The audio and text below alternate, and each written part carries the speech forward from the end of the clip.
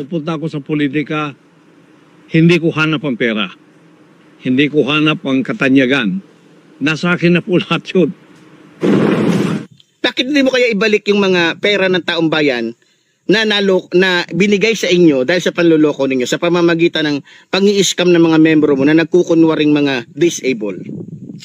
Ibigay mo doon sa mga totoong mga maralita. Kahit wag na doon sa mga mayayaman.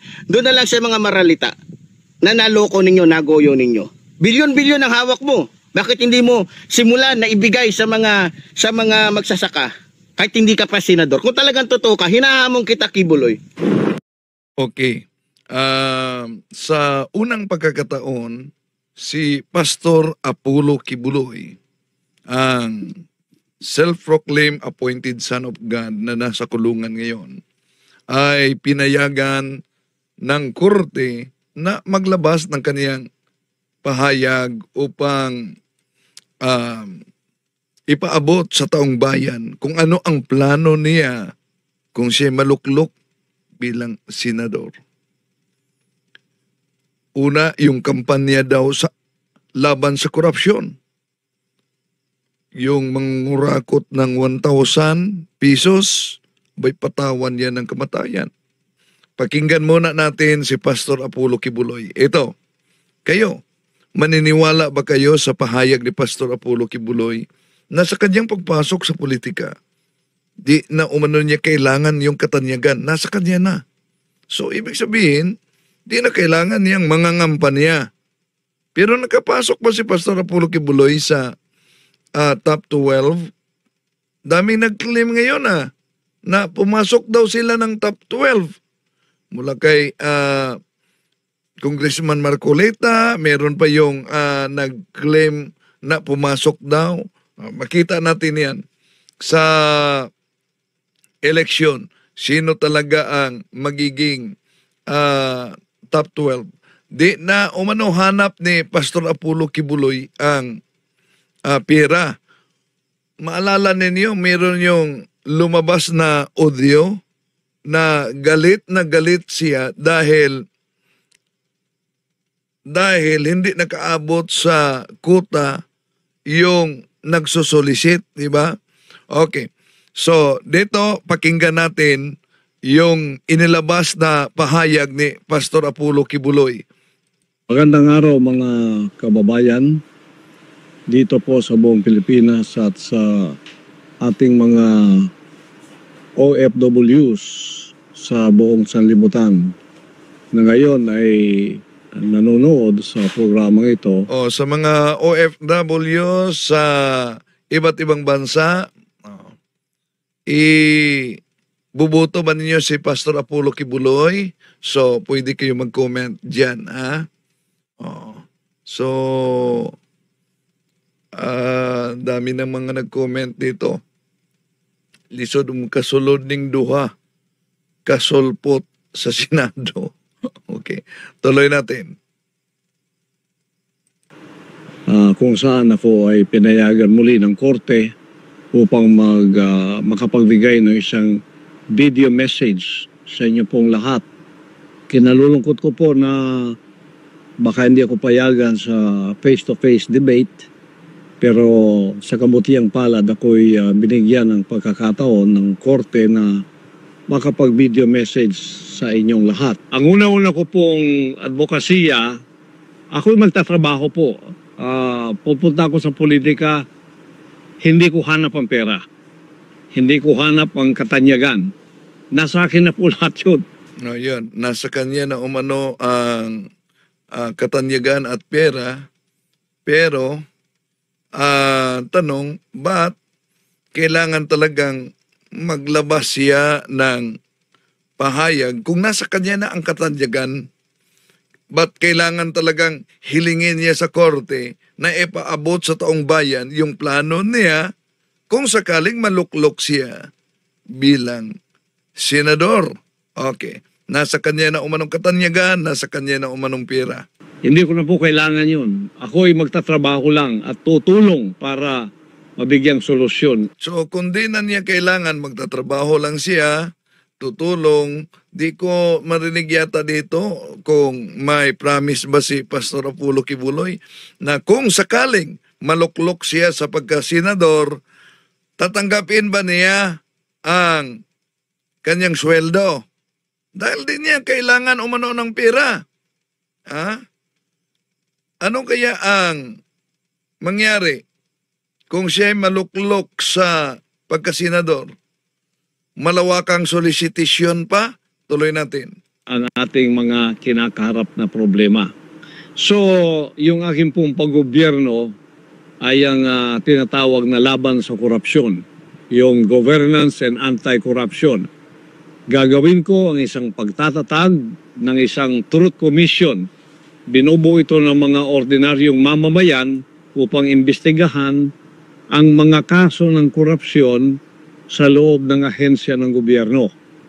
So, suportahan ang pananaw na ito ng isang advokasya pa rin na may parusang kamatayan o death penalty sa mga corrupt na politiko na napatunayang may sala sa malawakang pagkubkub o sa pagwawaldas o pandarambong ng pera ng mga Pilipino. Yun.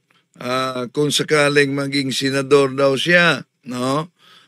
Patawan ng kamatayan yung mangnanakaw ng pera sa kaba ng gobyerno. Yan po ay advokasya rin ng isa kong kasamaan sa PDP Laban, si Atty. Vic Rodriguez. Pareho po kami riyan. Death penalty at ibinaban niya ang ceiling ng plunder from 50 million naging 1 million na lang po. Kung ako matutupad, kahit po 1,000 lang. Yan. Sa kasama niya, ang plunder 50 million, patawan ng parusang kamatayan, pero kay Pastor Apollo Kibuloy, 1,000 lang talaga umano. 1,000 pesos na pangnanakaw sa kaba ng gobyerno, patawan daw niya ng kamatayan. Kailangan may death penalty na sapagkat ang maliit na pagnanakaw at ang malaking pagnanakaw, pareho lang yan sa harap ng Diyos at sa harap ng batas ng tao. Pangalawa po, yung sa kalusugan. We need a healthy Philippines. Puro kailangan malusog ang mga tao. Matanda man o bata man o binata man o dalaga o babae man. Kaya sa kalusugan, ini-endorso ko ang... O kayo, nakikinig ngayon sa pahayag ni Pastor Apollo Kibuloy, no? Maniniwala ba kayo sa kaniyang pahayag na ito? Sige, comment kayo. Mobile Health Services Program upang dalhin ang serbisyo ng kalusugan sa lahat ng ating mga mamamayan. Mga kabilang na rito ang pamamahagi ng libreng gamot. Direkta ito sa mga liblib na pamayanan gamit ang mobile clinic sapagkat hindi lahat maka-afford ng pumunta sa ospital. Ako po ay nagkaroon ng pneumonia. Dinala ako doon sa Philippine Heart Center. Nakita ko doon ang mga nakalinyang tao sa kanilang garahe, yung kanilang parking lot, no? Nagtanong-tanong ako, ang iba doon nasa 1 buwan, 2 buwan, 3 buwan na doon sila. Naghihintay para mapagamot. Hanggang iba'y namatay na nga. Kaya nasaktan masyado ang aking puso sapagkat ito ang isa sa aking nakikitang hindi inaasikaso ng ating pamahalaan. Kaya nga ang PhilHealth, mahalaga yan. Merong budget pero hindi ginagamit doon sa kalusugan na dapat ito'y ipamigay na libre ang gamot sa lahat ng tao sa Pilipinas. Bilyon-bilyon po ang pera natin yan, ngunit hindi ginagamit sa wasto. So, ipalalawak ko ang saklaw ng PhilHealth upang masaklaw ang mas marami panggamot, outpatient, pangangalaga at mga programa sa pagpapagaling o yung rehabilitation para sa mga pamilyang may mabababang kita. Sapagkat, tingnan ninyo pagka nagkasakit ang isang taong dukha, kung meron man siyang ipon, lahat ng yan ay mauubos. Kung meron man siyang munting ari-arian tulad ng lupa o bahay, ipagbibili pa yan. Kaya nagiging dukha silang lalo dahil dyan sa problemang yan. Meron tayong PhilHealth. Okay, ano kaya ang plano ni Pastor Apollo Kibuloy? Di ba? Sabi niya, plano niya, patawan ng kamatayan ang mangnakaw sa kabanang bayan, 1,000 pesos. Ano kaya plano niya sa yung manggagahasa? Oh? Di ko narinig, baka mamaya may plano siya sa mga nanggagahasa. Anong silot dapat na ipataw sa mga manggagahasa kung mapatunayan na talagang nanggagahasa lalo na sa mga minor de edad? Pansinin natin kung ano. Mga kapatid, alam niyo ba, maliban sa problema sa drugs, problema talaga yung drugs. Dahil nagiging lecturer ako sa mga drug surrenderers, ang dami talaga mga sumuko noon during Duterte administration sa araw-araw na seminar namin. Punong-puno ang gym. Pero alam niyo ba, maliban sa drugs, isa sa mga problema at adiksyon na lumalaganap ngayon, yung adiksyon ng pornography. Kahit sa cellphone, makita yan ang pornography.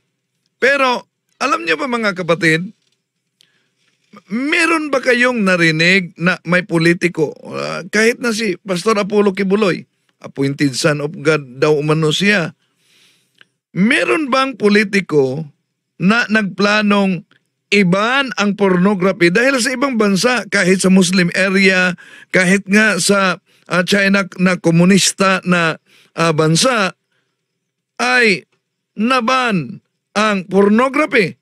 Pero dito sa ating bansa, ba't parang walang nakakitang mga politiko na gumawa ng hakbang kaugnay dyan?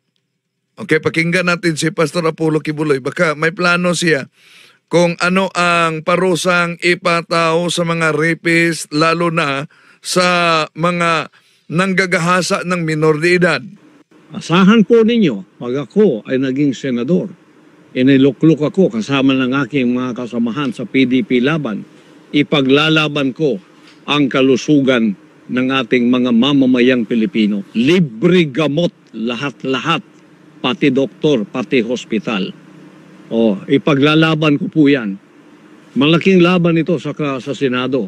Alam ko marami ang kukontra dito sapagkat hindi naman lahat tulad kong zero corruption. Kaya nga nawawala yung budget ng PhilHealth dahil kinukorap ito na dapat ilagay sa pangkalusugan. Saan nilagay? Sa tulay. Wala ka naman nakitang tulay. At yun ay mali. Itutuhid po natin yan. Kaya ang aking pong advokasya, ayusin natin ang Pilipinas. Ito ay isa ring advokasya ko, pagbabawas ng kahirapan. Poverty Alleviation Program.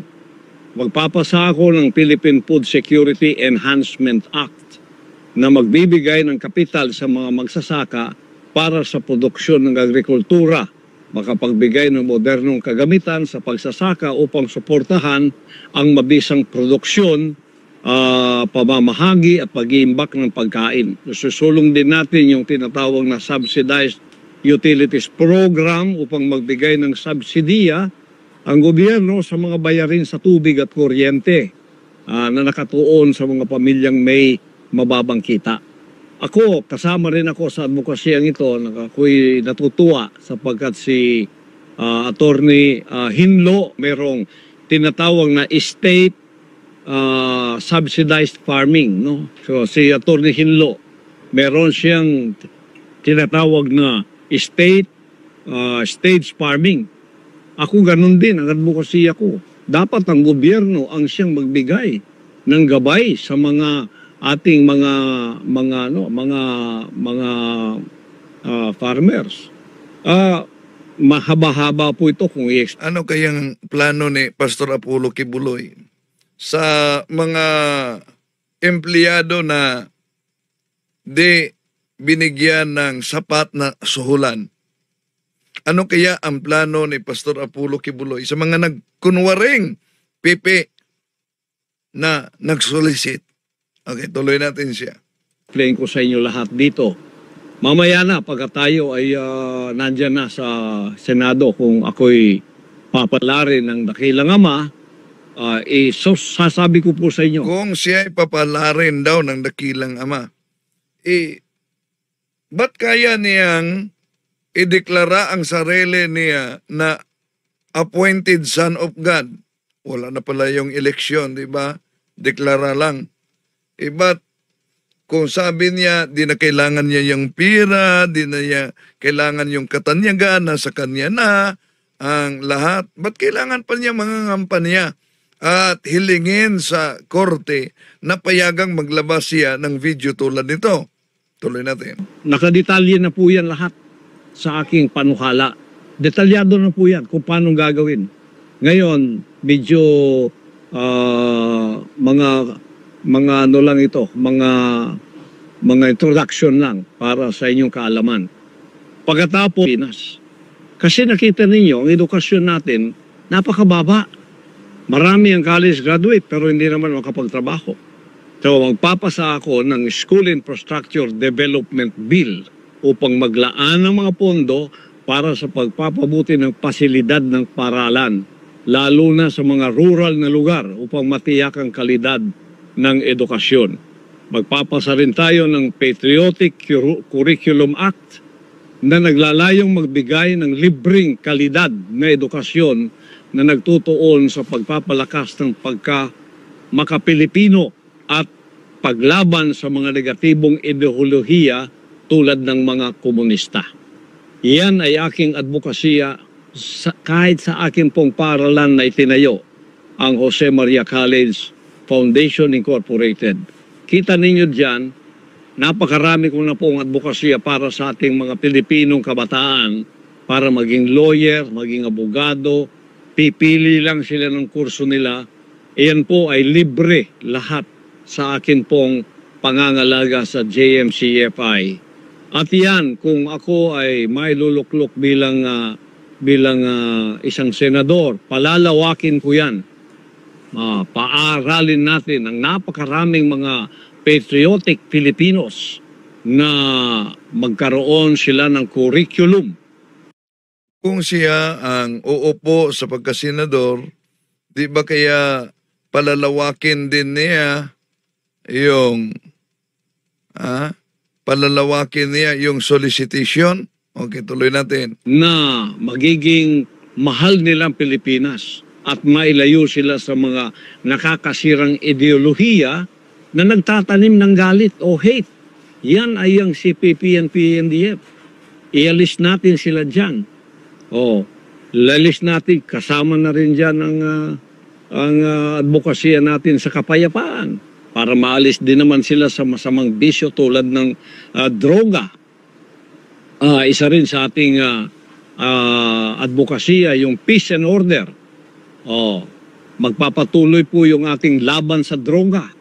Magpapatuloy yung laban natin, laban sa mapanirang ideolohiya ng CPP and PNDF. Ipagpapatuloy ko po yan sapagkat yan ang advokasya ko kahit noong ako ay wala pa dito sa larangan ng politikang ito. Sa akin pong itinayong SMNI nung ako ang chairman dyan, naglaan ako ng 3 oras bawat araw sa laban kasamang bayan upang ang ating pamayanan ay maliwanagan sa mga deception o panlilinlang ng komunistang ideolohiyang itong napakarami ng namatay sa loob ng 50 taon. Ganon din karami ang namatay, mga 50,000 na ang patay. Wala man lang crime against humanity ang ginawa dyan. Tingnan niyo ang ating Pangulo, 8 years, 43 ang naakusa sa kanya. Crime against humanity na. Iyan po ay injustice. Yung walang pagkawalang hustisya, asikasuhin po natin yan. Yung freedom of religion, pagka tututukan ko po yan. Yung separation of church and state, ayusin natin yan. At ang hustisya, ibibigay natin. Di ba maayos ang batas kaugnay sa separation of church and state? Dahil ba siya'y hinuli? Dahil ba meron siyang patong-patong na kaso? Ito ba'y violation sa separation of church and state? Aayusin daw niya. Diyan sa larangang yan. Sapagkat ang aking kongregasyon at ako ay nakatikim na po ng injustice. Meron ninyo, nilapastangan ang aming compound. Ba sinabing injustice ni Pastor Apollo Kibuloy yun? Na meron siyang warrant of arrest pero ayaw niyang, di ba, ang dami niyang mga abogado, ayaw niya talagang magpadakip noon. Kaya sa pilitang pinasok para mahuli si Pastor Apollo Kibuloy. Pagkatapos, sisigaw siya na injustice daw. Nilapastangan ng bakay-sambahan. Wala naman silang matuwid na katuwiran upang pumasok at lapastanganin ang mga banal na dakong tulad nito. Anong sinabing walang matuwid na reason na pumasok na siya ang hinahanap dahil siya ay nagtatago? Di ba nauna nang sinabi niya na may mga itim na langgam, pulang langgam na nagbabantay sa kanya at di daw umano siyang magpapahuling buhay. Kaya nga, pinasok ang kaniyang pinagkukutaan para madala siya sa hustisya. Okay, tuloy natin. Kaya ipaglalaban ko ang religious freedom. Puprotektahan ko ang lahat ng mga relihiyon basta't pagkilala sa Diyos at merong kabahagian. Protektahan daw niya ang lahat na relihiyon sa religious freedom. And then, ngayon, how about ang kay Eliseo Soriano na napaka-visplain mo? How about sa Iglesia ni Cristo? Na binanatan mo rin sa programa mo. Ang Iglesia Katolika na grabe din ang banat ni Pastor Apollo Kibuloy. Kaya nga sinagot natin. No? So, sa pamamagitan daw ng separation of church and state, protektahan niya. Sa anong paraan? Tuloy natin. Sa relihiyon, ipagtatanggol ko anuman ang inyong relihiyon ay hindi pwedeng gawin ang ginawa sa Kingdom of Jesus Christ. So ipagtatanggol daw niya kahit anong relihiyon, di pwedeng gawin yung ginawa sa Kingdom of Jesus Christ. Una, kung balikan natin ang ginawa sa mga pulis sa Kingdom of Jesus Christ, may warrant of arrest si Pastor Apollo Kibuloy. Nauna nang nagpahayag siya, hindi siya magpapahuling buhay. Anong ibig sabihin niya kung para di na masundan ang ginawa sa pagpasok ng PNP sa Kingdom of Jesus Christ? Ibig ba sabihin kung sakaling may mga pastor, may mga ministro, may mga pare na may patong-patong na kaso, di pwedeng hulihin dahil protektahan niya. Ibig ba sabihin yun po'y violation na ng separation of church and state? Tuloy natin siya.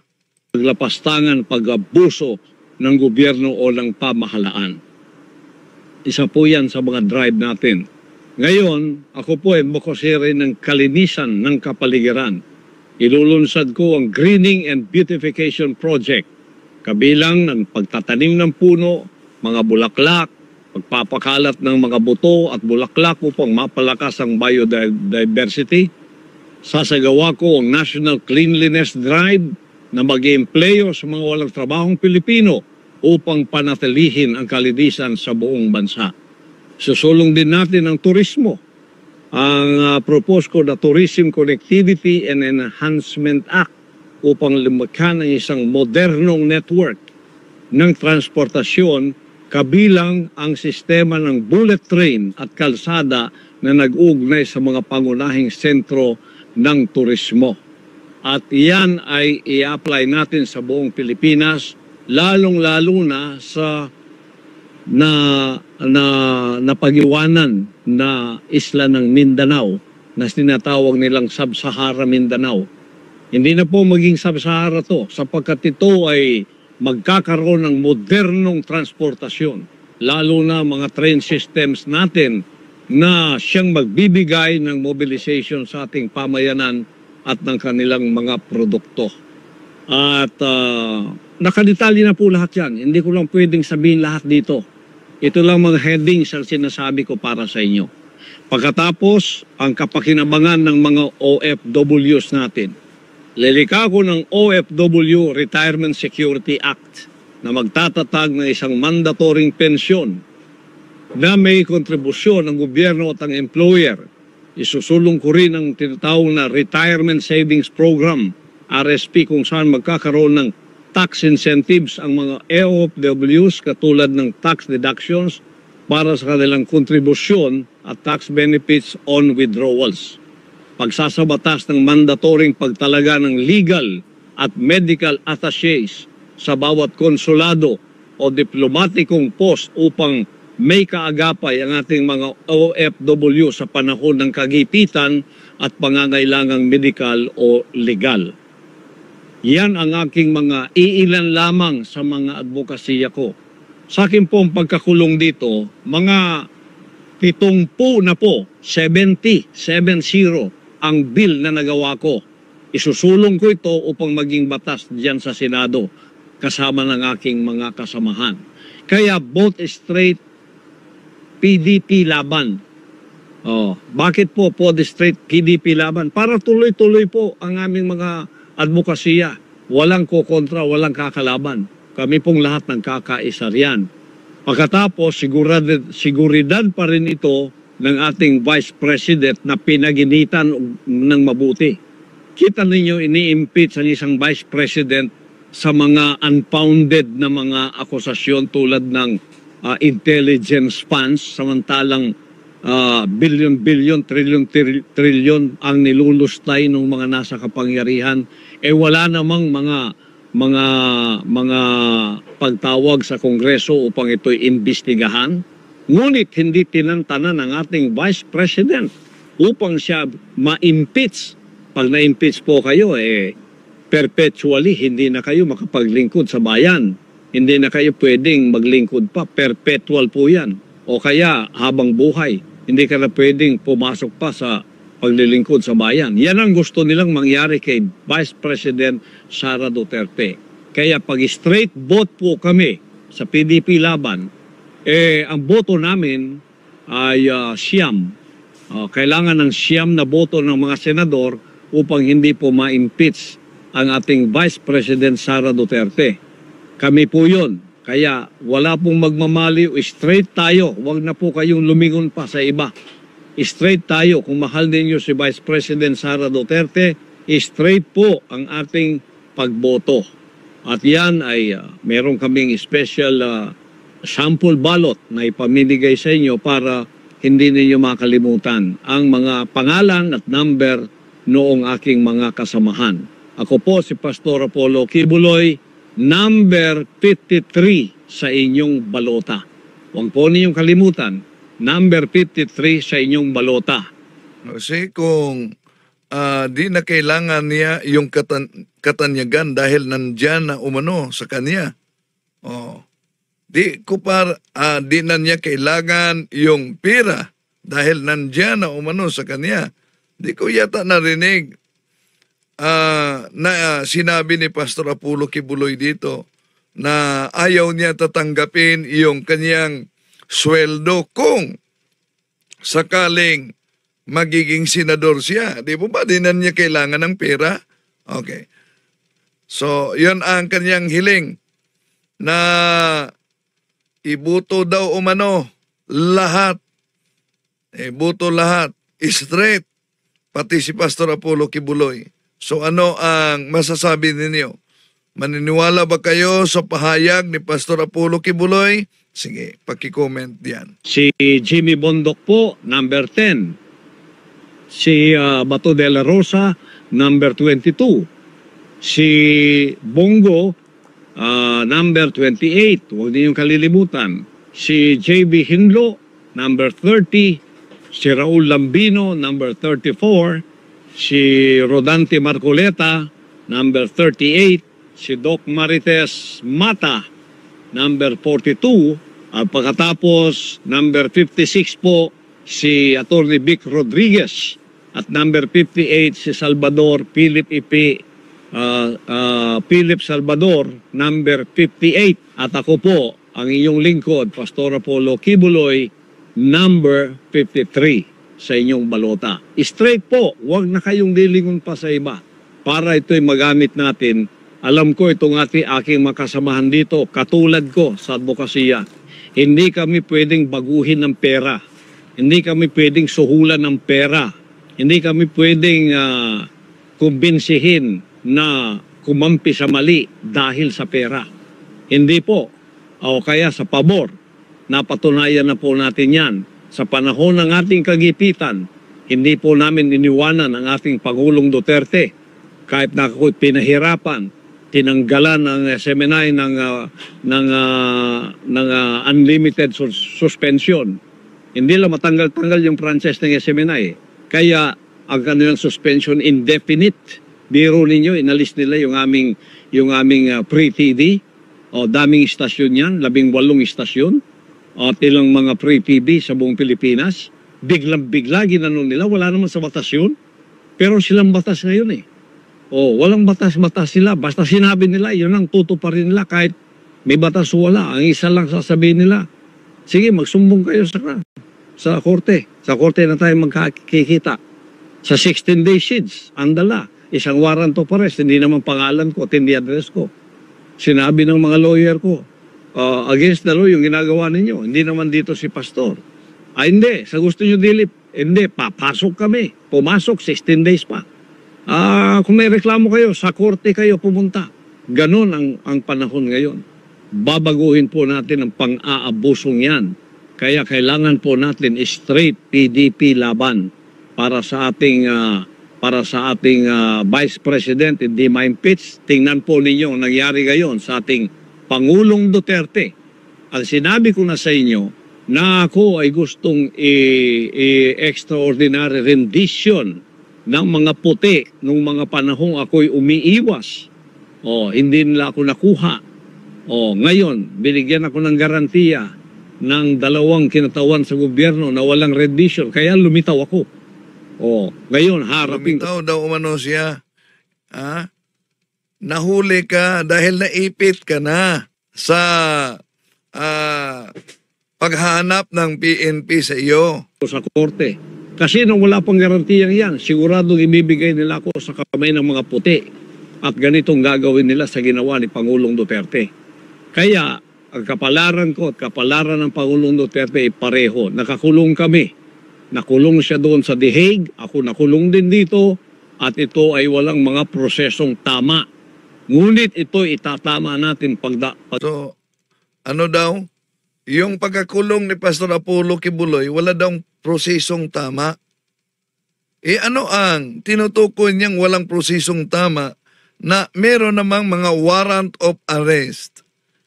Kung tandaan ninyo, yung kaniyang mga kaso, noon pa man sa panahong nakaupo si dating Pangulong Rodrigo Duterte, ang problema lang ay pinatulog yon sa Secretary of Justice noon. Dahil, kung maalala ninyo, yung mga kaso niya diyan sa Davao ay na-dismiss. Pero, di ibig sabihin dahil na-dismiss, wala na. Di nawala ng pag-asa ang mga nagreklamo Kaya sa pamamagitan ng kanilang mga abogado, kanilang dinala doon sa Department of Justice para i-review. Ang problema lang sa mahabang panahon, yung kaso na naidulog sa Department of Justice ay pinatulog. Pinatulog yon. Kaya, nung binanata niya si Pangulong Bongbong Marcos, yung First Lady, di ba may sabi pa niya na totoo ba Pangulong Bongbong Marcos na nagvuvudo kayo diyan sa Malacanang? Yung vudo, occult practice yan para yung witchcraft. At nagsisinghot kayo diyan sa, grabe yung banat niya. So, yun dahilan na yung nakatulog na idinudlog sa Department of Justice ay biglang nabuhay. So ngayon, mayroong mga warrant of arrest siya patong-patong. Asan ang sinabi ni Pastor Apollo Kibuloy na wala sa proseso yung paghuli sa kanya? Di po ba may warrant of arrest siya? Maliban sa iba pang warrant of arrest, walang piyansa yung iba. Okay, tuloy natin. Dating ng panahon. Kaya't ako po ay narito, pumasok sa magulong politikang ito, hindi upang magkapera, hindi upang kumamal ng pera, o kaya maging tanyag, hindi po. Magtatrabaho po ako tulad ng ako'y nagtrabaho sa Kingdom of Jesus Christ. Zero corruption, pagpapaunlad ng mga sinasakupan ko na kung uunlad ang aking pamamahala sa isang organisasyon, How about yung mga nagreklamo, yung apo niya? Kung maalala ninyo, yung apo niya nagrereklamo din na walang sapat na suhulan sa pagtatrabaho bilang media sa kaniyang TV station. Tuloy natin. ang lahat. Wala pong personal interest. Kaya idinimanda ako, sinanksyon ako para maipit ang aming mga propriedad, ang lahat ng nakapangalan daw sa akin, babawiin nila. Pero mo ka-injustice niyan.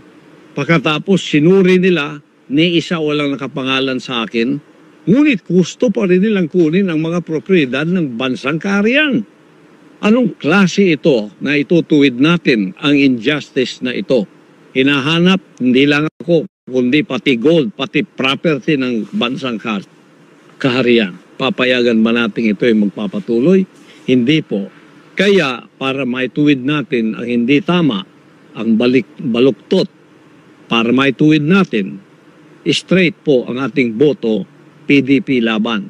Upang may pakita natin sa bansang ito na ang pamamahala tulad ng ginawa ng ating Pangulong Duterte sa 6 na taon ay maipagpapatuloy natin, maisusulong natin. Kasi yan ang dahilan kung bakit tayo bumoto sa unit team noon. Ito ay continuity daw. Ngunit wala pang 3 taon pinutol na yung pangakong yon. At alam natin ngayon kung anong kaganapan. Lahat ng ayaw, suspended. Lahat ng ayaw, suspended. Dito, suspended doon. Binabantayang maigi, hindi tayo makahinga ng maluwang sa ating demokrasya. Sa katotohanan lang, ang demokrasya natin ngayon parang wala na. Kundi tatayo ang tulad ng PDP laban at ang mga kinatawan nito na inyong iboboto sa Kongreso, ay tuloy-tuloy na pong mawawala ang ating demokrasya at ang ating bansa. Huwag po nating gawin yon. Kaya straight po kayo, PDP laban, at pagpalain kayong lahat ng ating dakilang ama. Panalain natin ang ating Vice Presidente, Sara Duterte, at kasama na rin ang ating Pangulong Duterte. Ngayon ay kinulong doon sa The Hague. At ako'y ipatuloy ninyong ipanalangin na pagkatapos ng mga hearing na ito, makikita ninyo kayong mga lahat ng naniwala ay maliliwanagan kayo pagkatapos nito.